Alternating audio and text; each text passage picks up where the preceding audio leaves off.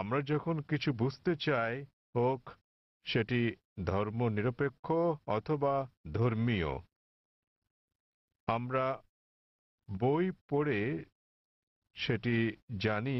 কিন্তু যখন আমরা বইটি পড়ি, আমরা সেটা বুঝে বুঝেই পড়ি। তাই যদি হয়, তাহলে কেন প্রায় 1 ঘন্টা ধরে আপনার ছেলে বক্তৃতা করেছিল কোরআন বুঝে পড়ার বিষয়ে, বিশেষত সৌদি আরবের ভাষা আরবি ভাষার বিষয়ে? কেননা আমি যা অনুভব করি এবং চর্চা করি যে কোরআন ভাষার অনেক ঊর্ধ্বে, তো প্রত্যেক মুসলমানের আরবি ভাষা শিখতে হবে। বিষয়টা আমার কাছে কিছুটা জোর জবরদস্তিমূলক মনে হয়েছে। কোরআন কি তাই বলে? ভাই একটা ভালো প্রশ্ন করেছেন।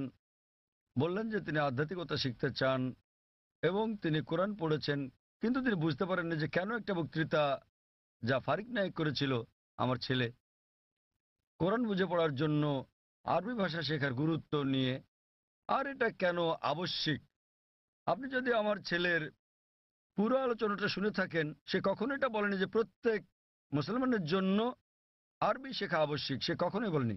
আরবি জানাটা বেহেশতে যাওয়ার জন্য পূর্ব শর্ত নয়, কারণ আমি নিজেও আরবি জানি না। আমি নিজেও আরবি একটা ভাষা হিসেবে শিখিনি, এদিক সেদিকে একটু একটু বুঝতে পারি। আমি আরবি ভাষা জানি না, কিন্তু আমার ছেলে জানে মাশাআল্লাহ। সে আমার চেয়ে ভালো জানে।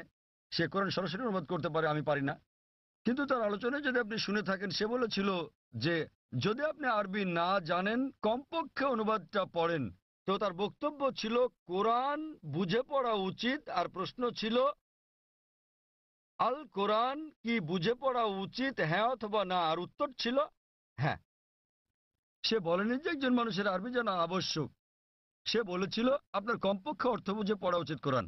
আর কোরআন বুঝে পড়ার সবচেয়ে ভালো উপায় হচ্ছে আরবিকে ভাষা হিসেবে শেখা। আপনি যখনই কোনো বই অনুবাদ করেন, কোনো সাধারণ বই অনুবাদ করতে গেলে অনুবাদটা কখনো 100% সঠিক হবে না।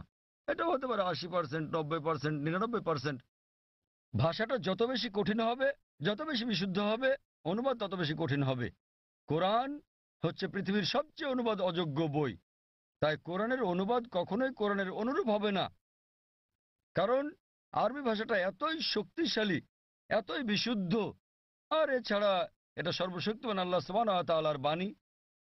এই কারণেই সর্বোৎকৃষ্ট উপায় হচ্ছে আরবিকে ভাষা হিসেবে শেখা।